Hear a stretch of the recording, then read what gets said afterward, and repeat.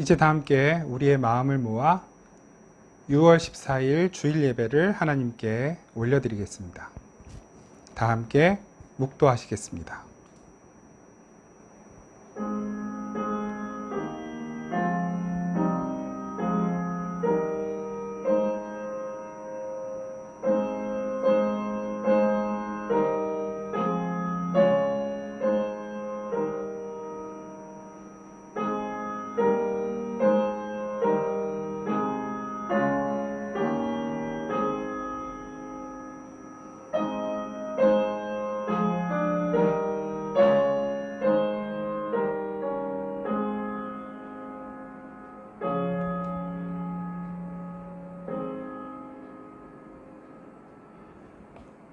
내가 여호와의 명령을 전하노라.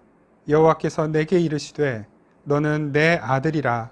오늘 내가 너를 낳았도다. 내게 구하라. 내가 이방 나라를 내 유업으로 주리니 내 소유가 땅 끝까지 이르리로다. 아멘. 거룩하신 하나님 아버지 감사합니다. 이 귀한 시간, 귀한 자리를 우리에게 허락하여 주신 것을 감사하며 찬양합니다. 우리의 몸과 마음이 오직 주님께로만 향하기를 간절히 원합니다. 흩어졌던 우리의 마음을 다시금 모아 주님 앞에 굴복시키고 주의 말씀을 받들고 주의 뜻을 따라 다시 한번 이 세상으로 나아가는 그 시작이 바로 이 자리에서 이 시간에 이루어지게 하여 주옵소서. 하나님께서 우리에게 열어주시는 그 길 나아갈 때 하나님의 복과 은혜를 누리는 우리 모두의 삶이 될 줄로 믿고 감사드리며 우리를 사랑하시는 예수 그리스도의 이름으로 기원하옵나이다. 아멘. 우리 다 함께 찬송가 96장 찬양하겠습니다. 찬송가 96장입니다.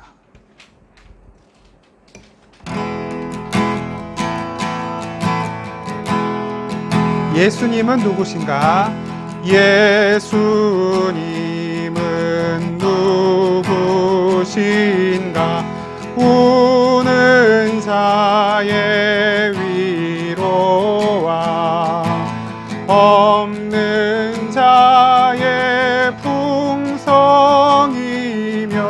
천한 자의 높음과 잡힌 자의 노임 되고 우리 기쁨 되시네.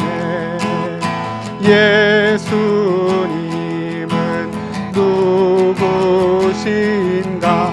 약한 자의 강함과 눈먼 자의 빛이시며 병든 자의 고침과 죽은 자의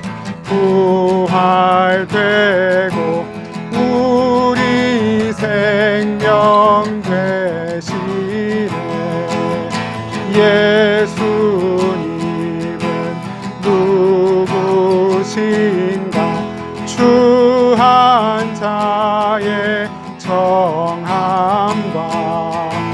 죽을 자의 생명이며 죄인들의 중보와 멸망자의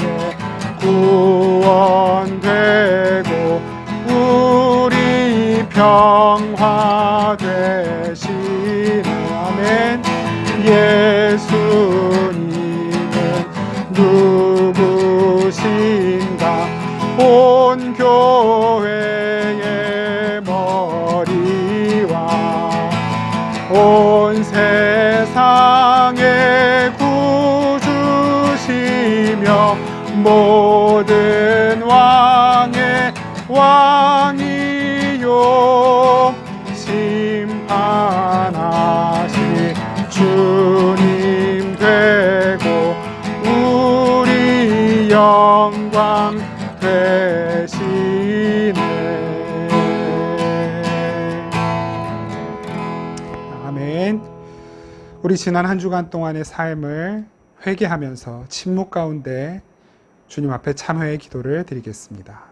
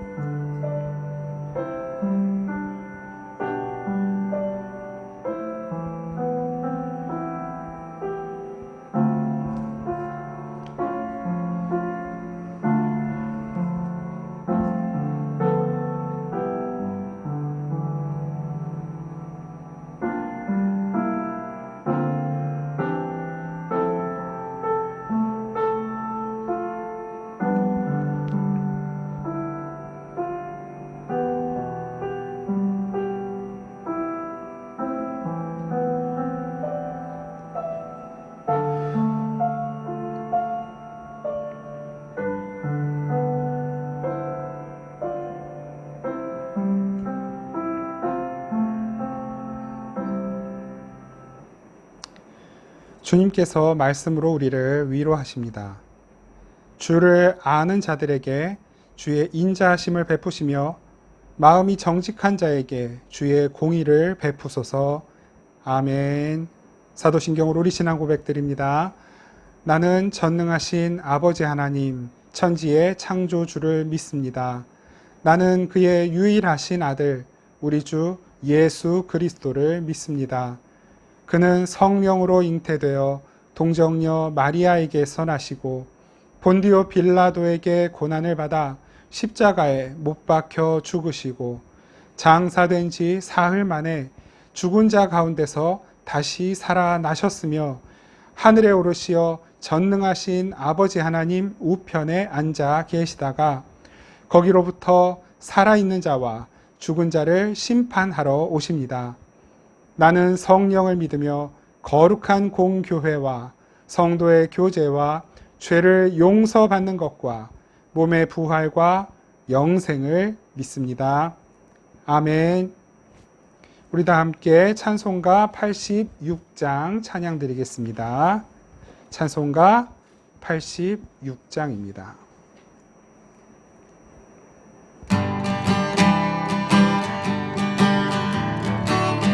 내가 늘 의지하는 예수, 나의 상처 입은 심령을 불쌍하게 여기사 위로하여 주시니 미쁘신 나의 좋은 친구. 내가 의지하는 예수, 나의 사모하는 친구. 나의 기도 들으사 응답하여 주시니 미쁘신 나의 좋은 친구. 주의 손 의지하고 살 때 나를 해할 자가 없도다. 주님 나의 마음을 크게 위로하시니 미쁘신 나의 좋은 친구. 내가 의지하는 예수, 나의 사모하는 친구. 나의 기도 들으사 응답하여 주시니 미쁘신 나의 좋은 친구. 내가 요단강 건너가며 마음이 두려워서 떨 때도 주가 인도하시니 어찌 두려워하랴. 미쁘신 나의 좋은 친구. 내가 의지하는 예수, 나의 사모하는 친구. 나의 기도 들으사 응답하여 주시니 미쁘신 나의 좋은 친구. 이후 천국에 올라가서 모든 성도들과 다 함께 우리들을 구하신 주를 찬양하리라. 미쁘신 나의 좋은 친구. 내가 의지하는 예수, 나의 사모하는 친구. 나의 기도 들으사 응답하여 주시니 미쁘신 나의 좋은 친구. 내가 의지하는 내가 의지하는 예수, 나의 사모하는 친구, 나의 기도 들으사 응답하여 주시니 미쁘신 나의 좋은 친구.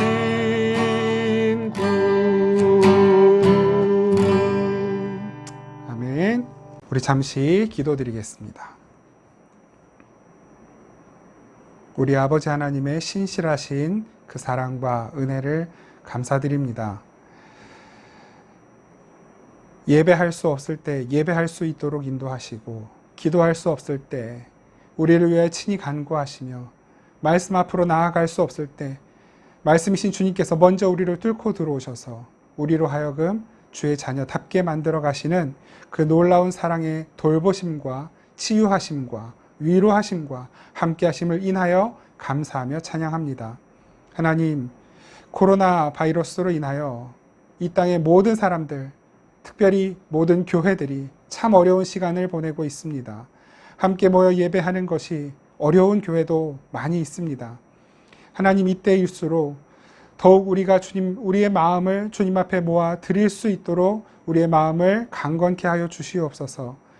모여서 예배드리는 모든 곳마다 하나님 바이러스로부터 보호하여 주시고, 함께 모이기 어려워 각 가정으로 흩어져 예배하는 모든 시간들, 모든 자리마다 하나님 함께하여 주셔서 그 가정에서 함께 예배할지라도 더 풍성하고 크신 하나님의 은혜를 누리는 현장이 되도록 은혜 베풀어 주시옵소서. 특별히 하나님을 마음껏 예배할 수 없는 상황과 환경 가운데 놓여 있는 지체들이 있습니까?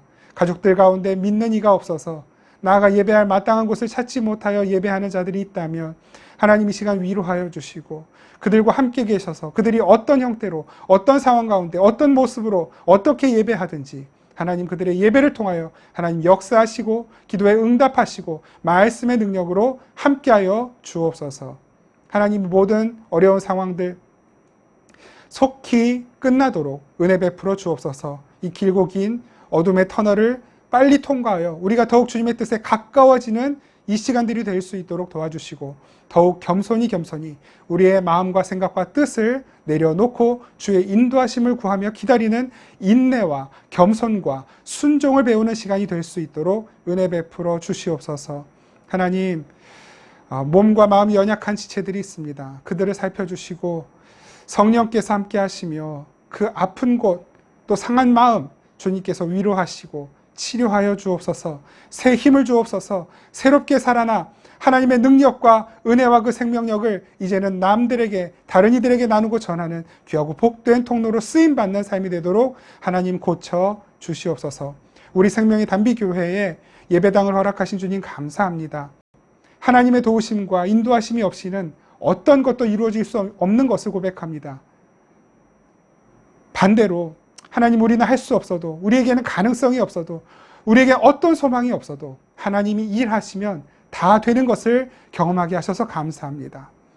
우리가 철저하게 주님만 신뢰하고 의지하기를 원합니다. 하나님께서 어떻게 인도하시든지 그 하나님의 인도하심을 겸손히 따라가는 저희 생명의 단비교회 되게 하여 주시고, 이 교회에 속한 모든 성도들, 또 함께하는 예배하는 모든 이들, 주님께서 그들의 간절한 간구와 기도 가운데에 역사하심으로 말미암아 주의 선하신 뜻을 보여주시고 인도하심으로 아버지 하나님 그들의 삶을 평탄케 하여 주시옵소서. 우리와 함께 하시는 주님을 신뢰하고 믿습니다. 이 시간에도 말씀 가운데 역사하셔서 우리가 주의 음성을 잘 듣고 분별하며 순종하는 그 자리로 나아갈 수 있도록 은혜 베풀어 주옵소서. 예수 그리스도의 이름으로 기도드립니다. 아멘. 이제 우리 하나님의 말씀 함께 보겠습니다. 요한복음 13장 1절부터 8절까지의 말씀입니다. 요한복음 13장 1절부터 8절까지의 말씀입니다. 요한복음 13장 1절부터 8절까지의 말씀, 우리 한 목소리로 함께 받들어 읽겠습니다. 시작. 유월절 전에 예수께서 자기가 세상을 떠나 아버지께로 돌아가실 때가 이른 줄 아시고 세상에 있는 자기 사람들을 사랑하시되 끝까지 사랑하시니라. 마귀가 벌써 시몬의 아들 가룟 유다의 마음에 예수를 팔려는 생각을 넣었더라. 저녁 먹는 중 예수는 아버지께서 모든 것을 자기 손에 맡기신 것과 또 자기가 하나님께로부터 오셨다가 하나님께로 돌아가실 것을 아시고 저녁 잡수시던 자리에서 일어나 겉옷을 벗고 수건을 가져다가 허리에 두르시고 이에 대야에 물을 떠서 제자들의 발을 씻으시고 그 두르신 수건으로 닦기를 시작하여 시몬 베드로에게 이르시니 베드로가 이르되 주여 주께서 내 발을 씻으시나이까? 예수께서 대답하여 이르시되 내가 하는 것을 내가 지금은 알지 못하나 이후에는 알리라. 베드로가 이르되 내 발을 절대로 씻지 못하시리이다. 예수께서 대답하시되 내가 너를 씻어주지 아니하면 네가 나와 상관이 없느니라. 아멘. 오늘은 13장 말씀을 가지고 하나님의 은혜를 나누겠습니다. 자기 사람을 사랑하신 주라는 제목으로 하나님의 말씀을 나눕니다. 오늘 이 본문을 가지고 오늘과 다음 주 2주에 걸쳐서 말씀을 나누겠습니다. 우리가 본 이 본문은 우리가 너무나 잘 알고 있는 예수님의 세족 사건이죠. 세족식. 아시겠지만 이 예수님의 세족 사건은 다른 복음서에는 나와 있지 않습니다. 그 만찬의 자리에서 예수님께서 제자들의 발을 씻어주신 그 사건은 요한복음에만 기록되어 있습니다. 그러니까 이제 다른 본문들 마태마가 누가복음에 있는 예수님의 마지막 모습과 이 세족의 사건의 모습을 같이 연결해서 여러분들이 성경을 읽으시면 많이 이제 도움이 되겠죠. 더 완벽한 어떤 예수님의 의도와 뜻이 드러날 것입니다. 이 사건을 통해서 많은 사람들은 이렇게 생각합니다. 우리 예수님께서 선생님이 되셔서 제자들의 발을 씻어주실 만큼 겸손하신 분이셨으니까 우리도 그 예수님의 모습을 본받아서 다른 사람들의 발을 닦아주고 겸손하게 사는 사람이 되자라고 하는 어떤 도덕적인 권고로만 이 사건을 해석하는 경우가 종종 있는 것을 보게 됩니다. 한번 여러분들 성경을 찾아보시기 바랍니다. 누가복음 22장 24절입니다. 누가복음 22장 24절. 요한복음 바로 앞에 있죠. 누가복음 22장 24절. 제가 읽겠습니다. 또 그들 사이에 그중 누가 크냐 하는 다툼이 난지라. 무슨 사건이 일어났습니까? 지금 예수님께서 마지막으로 자신의 죽음과 부활을 제자들에게 이르시고 마지막 식사를 하시는 자리인데, 물론 이제 제자들이 그것을 알지는 못했지만 그 마지막 식사 자리에서 제자들은 너무나 어이없게도 서로 다투고 있는 것입니다. 누가 예수님의 더 사랑받는 제자인가? 나중에 우리 선생님께서 높은 자리에 올라가시면 누가 오른편에 앉을 자인가? 누가 왼편에 앉을 자인가를 지금 제자들끼리 서로 다투고 있는 것입니다. 지금 이 모습과 더불어서 요한복음에는 그 예수님께서 이 제자들의 발을 씻어주시는 장면이 나오고 있는 것이죠. 그러니까 이 두 장면을 연결해 보면 제자들이 그렇게 다투고 있을 때 예수님은 스승이 되셔서 제자들의 발을 씻어주시는 모습으로 그 제자들의 다툼이 얼마나 의미 없고 어리석은 일인가를 몸소 보여주신다라고도 할 수 있는 것이죠. 그러니까 이 세족 사건에는 도덕적 권고도 분명히 들어 있습니다. 겸손하게 살아라, 남 섬기며 살아라 라는 메시지가 틀림없이 있는 것입니다. 그런데 그것이 전부일까요? 그것이 핵심일까요? 사실 우리가 도덕적으로 무엇인가를 행한다, 남들에게 좋은 일을 한다, 착하게 산다, 겸손하게 산다, 바르게 산다, 정직하게 산다, 이런 모든 도덕적인 권고 사항들은 성경에 틀림없이 나와 있는 사실이기는 하지만 우리가 복음의 메시지를 정확하게 이해한다고 한다면 하나님께서 어떤 의미로 어떤 뜻으로 우리에게 말씀을 하셨고 어떤 의미로 많은 사건들을 보여주셨고 특별히 예수님께서 어떤 의도와 생각을 가지고 예수님 하신 그 모든 일들을 우리에게 보여주셨는지를 우리가 안다고 한다면 누가 시키지 않아도 막 종용하지 않아도 우리는 자연스럽게 우리의 삶을 통해 나의 생각과 뜻과 의지가 예수님을 닮아갑니다. 예수님을 닮아가게 되면 예수님께서 행하셨던 그 일들, 예수님께서 하셨던 그 말씀들, 예수님께서 보여주셨던 그 삶의 모습이 자연스럽게 우리의 삶을 통해 드러나게 되는 것입니다. 그래서 오늘의 이 본문을 정확하게 우리가 이해하고 예수님께서 왜 제자들의 발을 씻어주셨는지에 대한 그 주님의 의도를 제대로 알 수만 있다고 한다면, 그 의도를 알 수만 있다고 한다면 우리에게 어떤 도덕적인 행동을 요구하지 않더라도 자연스럽게 우리의 삶을 통해 주님께서 기대하시는 바가 나오게 되어 있는 것입니다. 그러므로 도덕적으로 살아라, 남들을 섬기는 착한 삶을 살아라가 오늘의 말씀의 주요 메시지는 아닌 것입니다. 그러면 오늘 말씀의 주된 메시지가 무엇일까요? 오늘 본문 1절 말씀을 보십시오. 본문 1절, 13장 1절 제가 한번 읽겠습니다. 유월절 전에 예수께서 자기가 세상을 떠나 아버지께로 돌아가실 때가 이른 줄 아시고 세상에 있는 자기 사람들을 사랑하시되 끝까지 사랑하시니라. 지금 예수님께서 이 세족의 사랑을 베푸시는 이 현장, 이 시간이 유월절에 가까웠다라고 말씀하고 있는 것이죠. 유월절은 어떤 절기입니까? 이스라엘 백성들이 애굽에서 탈출할 때 하나님께서 그들을 탈출시키신 방법이었죠. 양을 희생시키고 그 양의 피가 문설주 문지방에 발라져서 그 피가 발라진 그 집안의 사람들은 모두가 다 구원을 받았습니다. 그게 유월절이죠. 예수님께서 이 유월절에 행하시는 바로 그 일은 바로 그 출애굽 때에 하나님께서 자기의 백성들을 건져내신 방법과 똑같은 것입니다. 그래서 이 사도 요한이 의도적으로 지금 이 시기가 어떤 시기다라고 하는 것을 기록하고 있는 것입니다. 예수님께서 세족의 의식을 베푸시는 이것은 바로 유월절 어린 양이 유월절 그때 행했던 그 일이 무엇인지를 보여주는 사건이다라고 하는 것을 보여주고 있는 것이죠. 그래서 그 유월절 사건, 예수님의 그 세족의 사건이 어떤 행위인가를 이 사도 요한이 이렇게 표현을 하고 있습니다. 예수님께서 발을 씻어주시는 이 사건은 어떤 사건이냐? 1절 하반절이죠. 세상에 있는 자기 사람들을 사랑하시는 방법.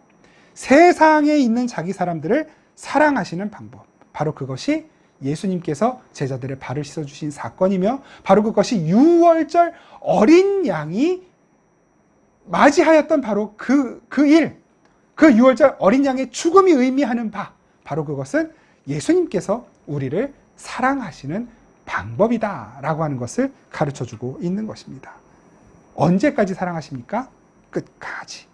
여기에서 나오는 자기 백성들을 사랑하시는데 끝까지 사랑하신다. 이 끝까지라고 하는 것은 기간만을 의미하는 것은 아닙니다. 기간도 포함이 되고 그다음에 그 분량까지를 포함하는 말입니다. 말하자면 이 유월절 어린 양이신 예수 그리스도가 우리를 사랑하시는 그 기한은 언제까지? 끝까지. 그 끝이라는 건 어디입니까? 한시적인 끝이 아니라 끝이 없는 끝. 영원까지 사랑하신다. 그러면 그 분량, 얼만큼 사랑하시는가? 자기의 몸에 물과 피를 다 쏟아서 그 마지막 한 방울이라도 남지 않을 때까지, 그것이 끝까지입니다. 예수님의 피가 말라버립니까? 아니죠. 예수님의 피는 흐르고 흘러 지금도 흘러 넘치고 있는 것이죠. 그 예수님의 그 피가 흐르는 모든 곳, 모든 현장, 모든 시간, 모든 이들에게 예수님의 사랑이 흘러가고 있는 것입니다. 그것이 예수님께서 자기 백성을 사랑하시는 방법입니다. 자기의 마지막 피 한 방울까지를 다 쏟아부어서 주님 다시 오시는 그 날까지, 그리고 우리를 천국으로 인도하셔서 영원토록 우리를 사랑하시는 것, 바로 그것이 예수 그리스도의 사랑입니다. 그럼 누구를 사랑하시는지 보겠습니다. 누구를 사랑하십니까? 세상에 있는 자기 사람들. 이걸 조금 더 정확한 해석으로 말씀을 드리면 세상 안에 있는, 그러니까 세상 안에 많이 있잖아요. 세상 안에 있는 자기 사람들. 우리가 요한복음 우리 4장 말씀, 또 5장 말씀, 6장 말씀을 보면서 예수님께서 많은 일들을 행하셨고 또 많은 사람들 만나셨습니다. 바로 그 만나신 사람들이 누굽니까? 수많은 사람들이 있는데 그 사람들을 다 만나시지 않죠. 그 중에 선택한 누군가를 만납니다. 그리고 요한복음 6장에서는 이런 말씀까지 하셨습니다. 한 우리 안에 있는데 그 우리 안에 있는 양들이 다 내 양이 아닌 거예요. 누가 내 양입니까? 내 목소리를 알아듣는 양이 내 양이에요. 바로 그것이 세상 안에 있는 자기 백성이라는 말의 의미입니다. 그러니까 예수님이 물론 모든 사람들을 다 사랑하시죠. 그런데 그 모든 사람들에 대한 그 사랑은 일반적인 은총과 은혜로 베푸시는 사랑입니다. 다 부르고 계시는 건 맞습니다. 그런데 예수님의 음성을 듣고 예수님께 나오는 사람들은 극히 적은 것입니다. 바로 그 사람들. 그 세상 안에 있는 자기 목소리, 예수님의 목소리를 알아듣고 예수님을 인정하고 그 빛 가운데로 나온 하나님의 백성들, 그들만 언제까지? 끝까지 사랑하신다라고 말씀하고 계시는 것입니다. 그러니까 여러분, 저와 여러분들이 얼마나 크고 놀라운 사랑을 받은 사람들인지 알아야 됩니다. 우리가 얼마나 대단한 사람들인지 우리만 모르지 하나님이 아시고 주님이 아시고 성령님이 아시고 하늘의 천군 천사가 안다니까요. 우리의 일거수 일투족을 다 보고 계시고 얼마나 우리가 귀하면, 얼마나 관심이 있으면. 여러분, 아니 TV에서 연예인들이, 저도 요즘 그 삼시세끼를 가끔씩 보는데 그 밥 해먹는 거잖아요. 그냥 섬에 들어가서 밥 해먹는 건데 그걸 들여다보고 있어요. 그러면서 막 같이 웃고 무슨 행동하나 무슨 말 하나 들여다보면서 관심을 갖잖아요.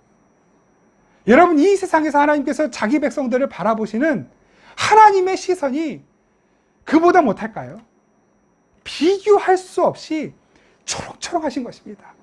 눈 한번 깜빡거리지 않고 졸지도 아니하시고 주무시지도 아니하시고 침 한번 삼킬 겨를 없이 하나님 자식들, 내 새끼들 뭐 하나? 무슨 말 하나? 어디 가나? 아프지 않나? 자기 백성을 돌보시고 아끼시는 그 주님의 시선, 주님의 마음이 바로 오늘 이 1절 마음속에 있는 것입니다. 자기 백성, 세상 안에 있는, 놀이터에 수많은 아이들 놀고 있는데 내 새끼만 보이는 것처럼 자기 백성만 사랑하시는 것입니다. 물론 우리는 그 하나님의 자기 백성인지 누군지는 몰라요.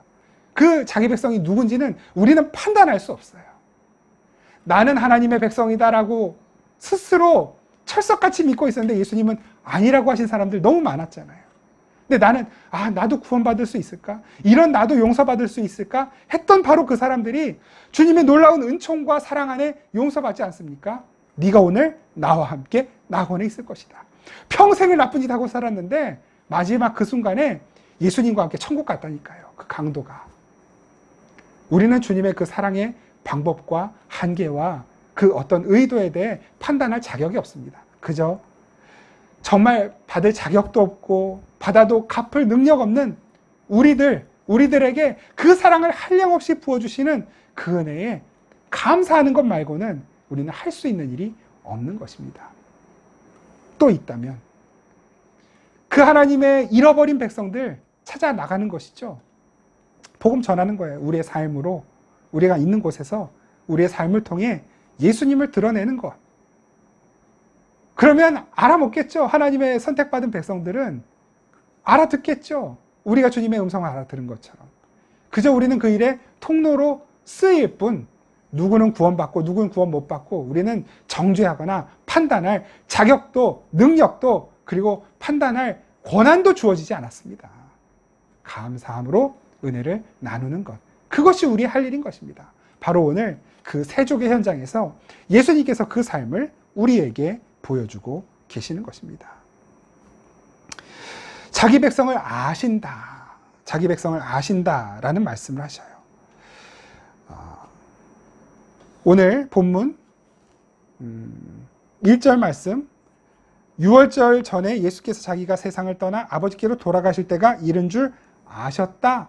그러니까 이제 그 예수님 본인이 하셔야 될 그 모든 삶의 몫을 다 완수할 때가 되셨다라는 것을 예수님이 아셨다라고 하는 것이죠. 그러니까 그 예수님께서 이제 마지막 때가 되신 것을 아시고 하시는 일이 무엇이냐? 바로 그것이 끝까지 사랑하시는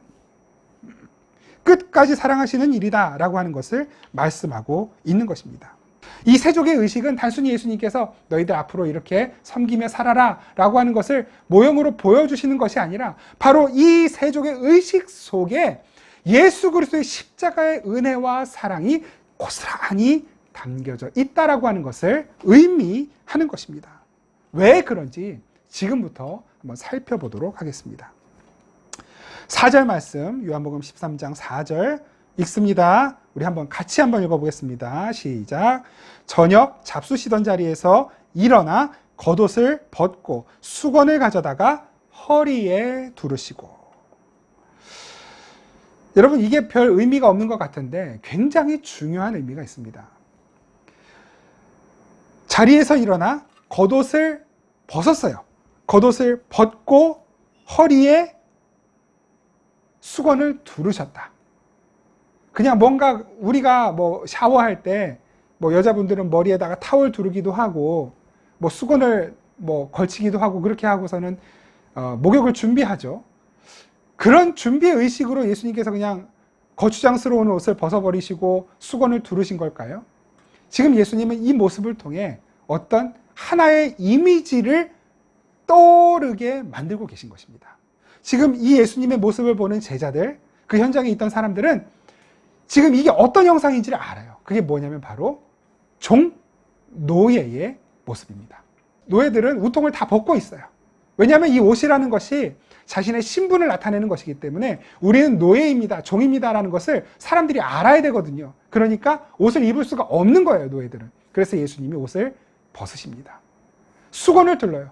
이게 항상 노예들은 수건을 허리에 차고 있어요. 자기의 땀을 닦든지 아니면 주인의 발을 닦아주고 발을 씻어주고 그 발을 닦든지 할 때에 늘 쓰기 위해서 수건을 항상 두르고 있는 거예요. 이게 노예의 모습입니다. 이 모습이 어디에 나오냐면 누가복음 17장 8절에 보면 그 종의 아주 전형적인 모습을 이제 그리는 장면이 하나 나오거든요. 한번 보고 넘어갈까요? 누가복음 17장 8절. 17장 8절 제가 한번 읽겠습니다. 도리어 그더러 내 먹을 것을 준비하고 띠를 띠고, 이 수건을 두르는 것과 같거든요. 띠를 띠고 내가 먹고 마시는 동안에 수종을 들고 너는 그 후에 먹고 마시라. 그러니까 노예들, 종들은 주인과 같이 동석할 수 없죠, 당연히. 그래서 주인이 다 뭔가 음식을 먹고 남긴 그것을 먹을 수밖에 없어요. 그러니까 먹고 난 다음에 먹어요. 예수님이 지금 함께 식사하시던 자리에서 일어나는 거예요. 종의 모습으로 내려가시는 거죠. 그리고 허리에 수건을 두르시는 거예요. 겉옷을 벗었다. 여기에서 이 겉옷이라고 하는 것이 뭐냐면 헬라어로 히마티온이라고 하는 단어를 사용하거든요. 히마티온. 이 히마티온이라고 하는 단어가 쓰인 곳이 또 한 군데 있습니다. 이것을 너무 이렇게 갖다 붙이는 거 아니냐 하실 분들이 계실지 모르겠지만 그렇지 않습니다. 의미가 있어요. 요한복음 19장 23절입니다. 요한복음 19장 23절을 같이 한번 찾아보겠습니다. 요한복음 19장 23절 같이 읽겠습니다. 시작.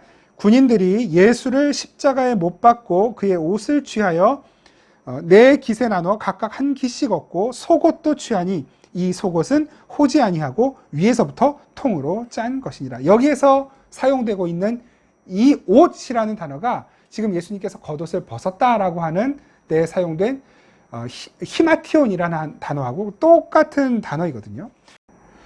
예수님이 제자들의 종이 되기 위하여 벗으셨던 옷, 그리고 십자가에서 로마 군인들에 의하여 벗겨진 바로 그 옷, 똑같은 단어로 그래서 기록하고 있는 것입니다. 지금 요한은 이 예수님의 세족 사건이 바로 십자가의 사건임을 암시하는 단어로서 히마티온이라고 하는 단어를 사용하고 있는 것입니다. 여러분, 이 요한복음은 말씀드렸지만 다른 복음서들보다 훨씬 늦게 수십 년 뒤에 쓰여진 복음서이기 때문에 앞에 마태, 마가, 누가복음에 쓰여져 있는 여러 사건들을 일부러 다 기록하고 있지 않습니다. 그리고 오히려 앞에 있는 세 복음서에 없는 사건들이 요한복음에 많이 나와요. 그래서 여러분 아시지만 마태, 마가, 누가복음은 공관복음이죠. 관점이 공통인 같은 관점을 가지고 예수님에 대하여 다루고 있는. 그런데 요한복음은 전혀 다른 복음서로서 제4복음서라고 불리기도 하고 빛의 복음서라고 불리기도 하고, 그래서 이 요한복음이 가장 어떤 영적인 의미가, 그러니까 어떤 사람들은 영적 해석 이렇게 말하면 약간 알러지 반응을 일으키는 분들도 있는데, 여러분 이 요한복음은 그래서 이 마테마가 누가복음하고 해석하는 방식이 좀 많이 차이가 납니다. 그 요한복음에 있는 단어 하나하나, 문장 하나하나가 다른 복음서들을 대하는 것과는 좀 다른 시각으로 접근을 해야만 그 의미가 더 드러나게 됩니다. 또 하나, 히마티온, 이 히마티온을 벗었다, 이 벗는다 라고 하는 단어를 좀 말씀을 드리려고 합니다. 보통 우리가 무엇을 벗는다, 옷을 벗는다 할 때는 아포디데미라고 하는 단어를 쓰거든요. 그런데 여기서는 조금 어색한 단어가 쓰입니다. 그냥 아포라는 말을 빼고 티데미라는 단어만 사용을 해요. 이 티데미라고 하는 단어는 옷을 벗는다라고 할 때 잘 쓰이지가 않아요. 이건 버린다라는 단어예요. 버린다. 그러니까 옷을 벗었다라고 할 때는 히마티온을 아포티데미 한다 이렇게 하면은 좀 그렇게 문장이 되는데, 히마티온을 티데미 한다 그러면 옷을 버린다라는 의미로 보기가 쉽거든요. 근데 굳이 여기에서는 티데미, 옷을 버렸다라는 말씀을 하고 있는 거예요. 이 티데미라고 하는 단어는 목숨을 버린다라고 할 때 주로 많이 쓰이는 단어입니다. 목숨을 버린다. 예수님께서 옷을 벗으신 것은 그냥 단순히 옷을 벗으신 사건이 아니라 자신의 목숨을, 자신의 자리를, 자신의 생명을, 자신의 권위를, 어떤 자신의 영광을 버리는 것과 같은 것이라는 것을 이 옷을 벗는다라는 표현 속에 사도 요한이 담아내고 있는 것입니다. 자신을 버렸다. 좀 이 자신을 버렸다라는 표현을 우리가 떠올리게 되면 생각나는 말씀이 있지 않습니까? 우리 빌립보서 2장 말씀을 같이 한번 찾아보겠습니다. 빌립보서 2장입니다. 갈라디아, 에베소, 빌립보서 2장 5절부터 보겠습니다. 빌립보서 2장 5절부터 제가 한번 읽겠습니다. 너희 안에 이 마음을 품으라. 곧 그리스도 예수의 마음이니 그는 근본 하나님의 본체시나 하나님과 동등됨을 취할 것으로 여기지 아니하시고 오히려 자기를 비워, 자기를 버려 해요. 오히려 자기를 버려 종의 형체를 가지사. 지금 예수님께서 세족의 사건에서 보여주시는 장면 그대로죠. 예수님이 스승으로서의 권위와 지위와 자격을 벗어버리고 자기를 비워 종이 되고 계신 것입니다. 수건을 두르고. 바로 빌립보서 2장 5절부터 8절까지 기록되어 있는, 그래서 7절, 8절 다시 한번 읽어보겠습니다. 오히려 자기를 비워 종의 형체를 가지사 사람들과 같이 되셨고, 종들, 죽음 마땅한 자들, 죄인들, 심판의 대상, 예수님께서 그 자리로 내려가셨다는 것입니다. 사람의 모양으로 나타나사 자기를 낮추시고 죽기까지 복종하셨으니 곧 십자가에 죽으심이라. 겉옷을 벗어버리셨다. 겉옷을 벗었다라고 하는 것은 그냥 쉽게 넘어갈 수 있는 단어 맞습니다. 굳이 여기에서 어떤 예수님의 막 죽음을 찾아내거나 그러지 않아도 우리는 충분히 그 의미를 알 수 있어요. 그러나 여러분, 우리가 이왕 이 시간을 통해서라도 말씀을 대한다고 한다면 얼마나 하나님께서 정성스럽게 우리에게 그 예수 그리스도의 죽음을 알리시려고 얼마나 애쓰셨는지 좀 알아야 되지 않겠습니까? 이 사도 요한이 그 예수님의 죽음과 부활, 우리에게 내어주신 그 놀라운 생명과 우리를 끝까지 사랑하시는 그 사랑을, 그 주님의 마음을, 그 아버지 하나님의 마음을, 예수님의 그 사랑을 표현하기 위해서 얼마나 애쓰고 있는지 보이지 않습니까? 저와 여러분들을 주님이 이렇게 사랑하십니다. 왜 사랑하십니까? 바로 우리가 이 세상 속에 있는 하나님의 백성, 세상에 있는 자기 백성이기 때문입니다. 저와 여러분들이 바로 그 자리에 있습니다. 그래서 예수님께서 이렇게 우리를 위해 자신을 내어주셨습니다. 누가복음 12장 35절부터 37절까지 제가 한번 읽겠습니다. 한번 들으십시오. 허리에 띠를 띠고 등불을 켜고 서 있으라. 우리가 예수님을, 다시 오시는 예수님을 맞이하기 위해 갖춰야 될 모습을 예수님께서 비유적으로 말씀하신 내용입니다. 허리에 띠를 띠고 등불을 켜고 서 있으라. 어떤 모습입니까? 이제는 이게 어떤 그림인지 이해가 좀 되실 거예요.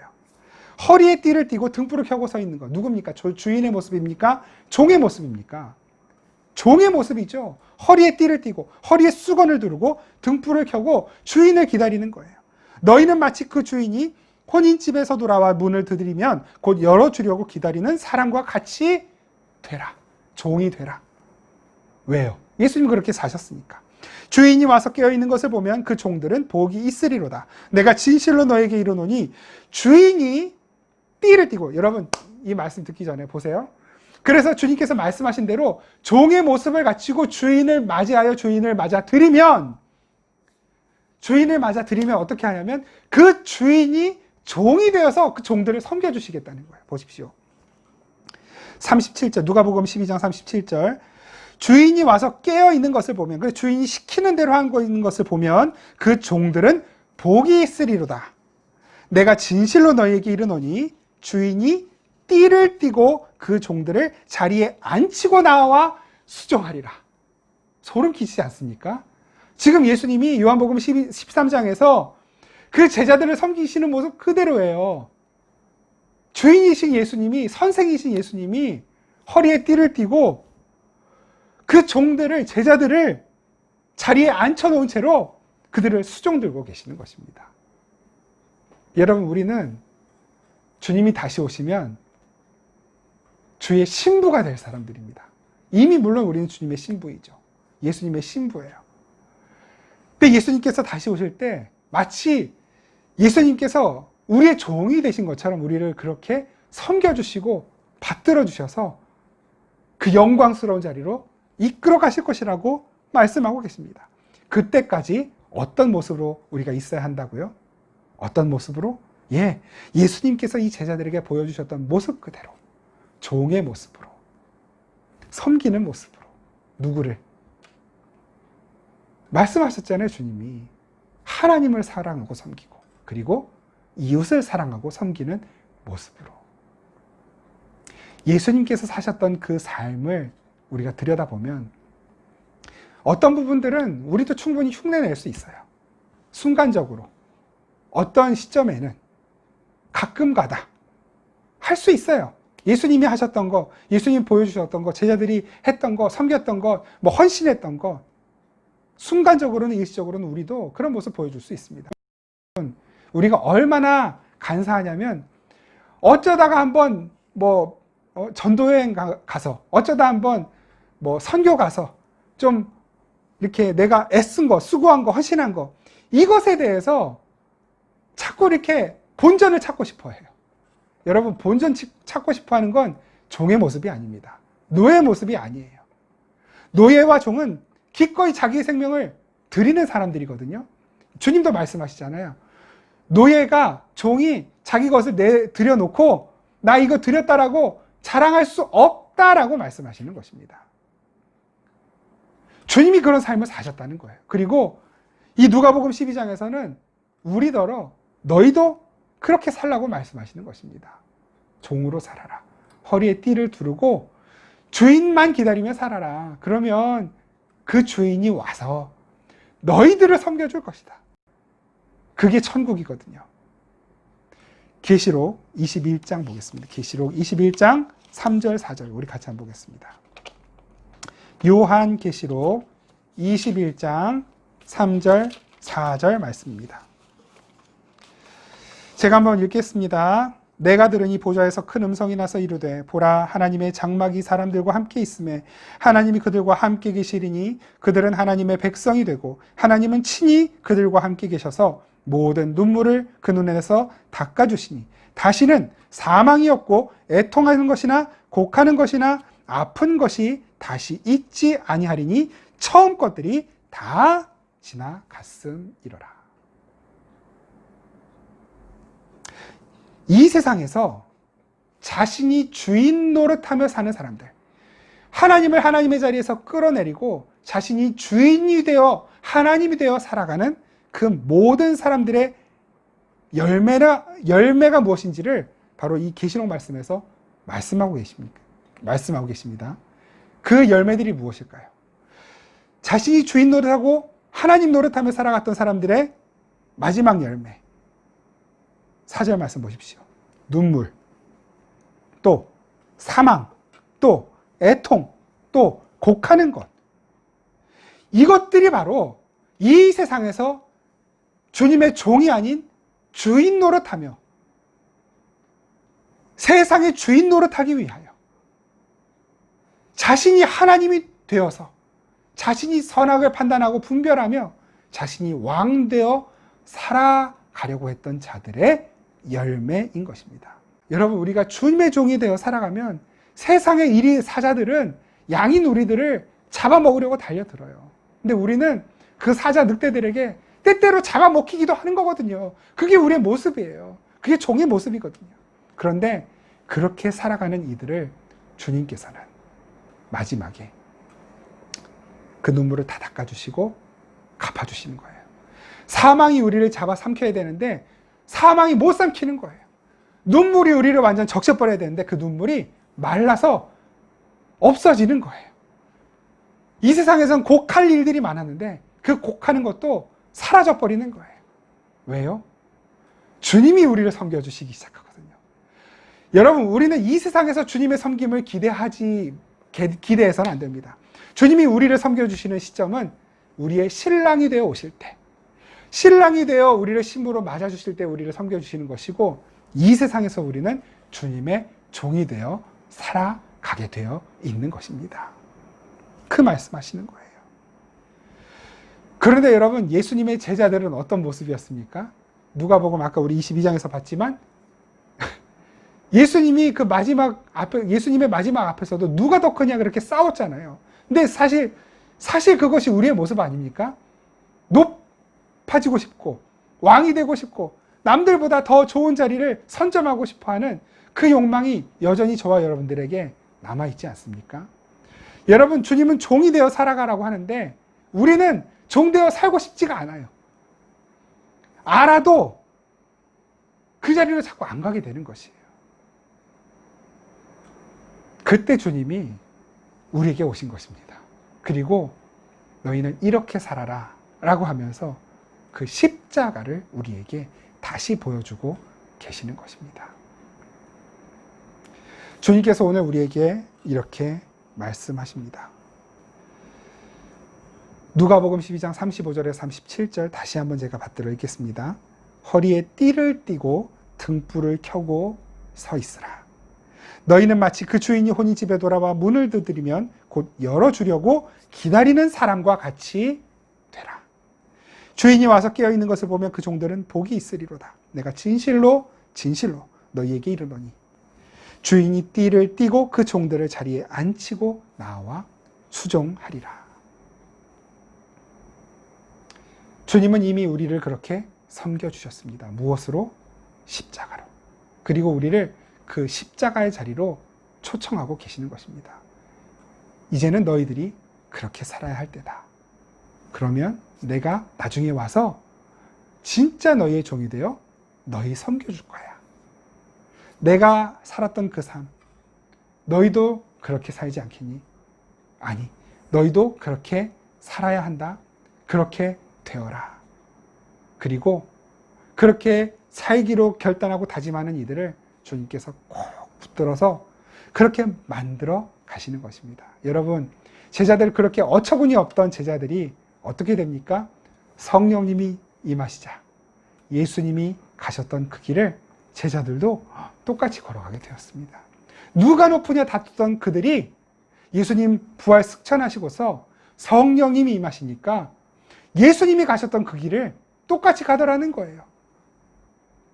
성령님이 임하시니까 더 잘 되고 막 문제가 해결되고 기적 막 빵빵 나타나고 그것이 아니라 성령님이 임하시니까 예수님이 살아가셨던 그 삶을 깨닫게 되고 이해하게 되고 그 복음을 순종하게 되고 그 세족이 무슨 의미였는지 예수님이 성찬하는 것이 무슨 의미였는지 예수님이 이 땅에 계실 때 하셨던 그 말씀들이 무슨 의미였는지를 깨닫게 되고 이제는 그 말씀을 나누고 전하고 예수님이 살아가셨던 그 삶을 이제는 따라 살게 되더라는 것입니다. 분명히 힘든 일입니다. 어려운 일이에요. 그래서 구해야 되는 것이 무엇입니까? 성령 충만함. 그 성령 충만함이 없이는 우리 절대로 예수님처럼 못 살아요. 성령 충만함이 없이, 그 말씀의 충만함이 없이는 절대로 주님께서 보여주셨던 그 열매들이 나에게서 안 나옵니다. 성령 충만함, 말씀으로 충만함. 너무 단순한 이야기죠. 예수님 믿고 난 이후에 제일 많이 들었던 이야기죠. 말씀 충만, 성령 충만. 왜 이렇게 많이 들어왔을까요? 가장 중요하기 때문에. 그 말씀 충만, 성령 충만으로 뭐 이루실 겁니까? 저와 여러분들의 삶의 형통을 이룰 겁니까? 문제들마다 다 해결되고 다 잘 되는 그거 이룰 겁니까? 병 낫기를 위해 기도할 때마다 다 병 낫는 거 그거 이룰 겁니까? 아닙니다. 우리가 말씀으로 충만해지고 성령으로 충만해지면 종이 되는 것입니다. 주님의 종이 되고 이웃들을 섬겨주는 종이 되는 것입니다. 그래도 여러분 말씀 충만 구하실 겁니까? 그래도 성령 충만함 구하시렵니까? 예, 구해야죠. 구해야죠. 왜? 그것이 예수님께서 가셨던 길이기 때문에. 저도 여러분들도 주님께서 가셨던 그 길 우리 좀 기꺼이 따라갔으면 좋겠습니다. 고민하게 되겠지만, 때로는 주저주저 할 때도 있겠지만, 우리 주님께서 닦아놓으신 길, 열어놓으신 길 우리도 기꺼이 주님 뒤따라가 주님께서 다시 오셔서 우리를 섬겨주시는 그 감격적인 장면, 그때를 바라보면서 여러분 하루하루 잘 살아내십시오. 이겨내십시오. 말씀으로 승리하십시오. 주님께서 끝까지 저와 여러분들의 삶을 책임지실 줄 믿습니다. 우리 함께 기도하겠습니다. 이 시간 잠시 기도할 때 우리 어디에 계시든지 우리 함께 좀 통성으로 기도하실 수 있었으면 좋겠습니다. 성령님, 저의 생각과 저의 마음과 저의 뜻을, 의지를 성령님께서 주장하여 주옵소서.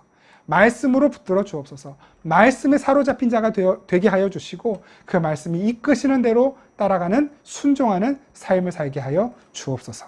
우리 시간 함께 기도하겠습니다. 하나님 아버지, 은혜를 감사합니다. 찬양합니다. 아버지, 우리로 하여금 주의 말씀으로, 주의 생명으로, 주의 은혜로, 능력으로 여기까지 붙들어 주셨사오니 하나님이 한순간 한순간 하루하루의 삶이 정말로 주님의 뜻대로 살아가는 삶이 되기를 간절히 원합니다. 여전히 어리석고 무지하고 여전히 나의 욕심을 버리지 못하고 여전히 내가 주인 되고 하나님처럼 되어 살아가려고 하는 그 노력을 포기하지 않는 연약한 자이지만 이 시간 다시 한번 주님의 은혜를 구합니다. 성령 충만하지 않으면, 말씀 충만하지 않으면 주님의 뜻을 따를 수 없기에 이 시간 기꺼이 우리의 생각과 뜻을, 나의 생각과 뜻을 주님 앞에 내려놓고 주의 영으로, 성령으로, 주의 말씀으로 그 계시로 채우기를 원하오니 주여 오셔서 우리를 충만케 하여 주옵소서. 주의 말씀 따라 살아갈 때 역사하신 주님의 은혜를 누리게 하여 주시옵소서. 하나님 아버지, 감사합니다. 주님, 구원받을 자격도 없고 또 그 구원을 선물로 받아도 그게 무엇인지도 제대로 깨닫지 못하는 아둔하고 연약하고 어리석은 저희들이지만 우리를 사랑하시되 끝까지 아무 조건 없이 사랑하여 주시니 하나님, 그 사랑을 우리가 어찌 다 갚을 수 있을까요?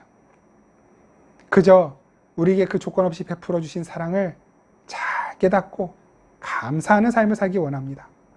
그리고 할 수만 있다면 이 작은 우리의 삶을 기꺼이 주님께 드려서 주님의 종으로 살기 원합니다. 주님께서 그렇게 하셨던 것처럼 우리의 모든 허울을 다 벗어던지고 예수님께서 겉옷을 벗으셨듯이 우리의 권위와 우리의 욕심의 옷을 다 벗어던지고 주님의 종 되기를 원합니다. 말씀의 띠로 우리 허리를 단단히 동이고 그 말씀의 띠가 우리를 이끌고 가는 대로 순종하며 나아가는 삶을 살게 하여 주시옵소서. 하나님의 은혜가 매 순간순간 우리가 가는 모든 자리에 함께 계실 터인데 하나님, 그 은혜만을 구하며 하루하루를 승리하는 우리 모두가 되게 하여 주옵소서. 성령으로, 말씀으로 우리가 충만하여서 우리의 이 짧은 생애이지만 하나님의 선하신 뜻이 우리의 삶을 통해 이루어지는 것을 경험하는 거룩하고 복된 삶이 되게 하여 주시옵소서. 예수 그리스도의 이름으로 기도드립니다. 아멘. 우리 주 예수 그리스도의 은혜와 우리를 사랑하시되 끝까지 사랑하신 우리 아버지 하나님의 그 놀랍고 신실하신 사랑과 우리로 하여금 주의 뜻을 따르도록 인도하시는 성령님의 교통하심과 도우심과 위로하심과 채우심과 강건케 하시는 은혜가 이 시간 다시 한번 주의 십자가 앞에 우리의 마음과 생각과 뜻과 의지를 내려놓고 주를 따르기로 결단하는 주의 사랑하는 모든 자녀들에게 항상 함께 계시기를 간절히 축원하옵나이다. 아멘.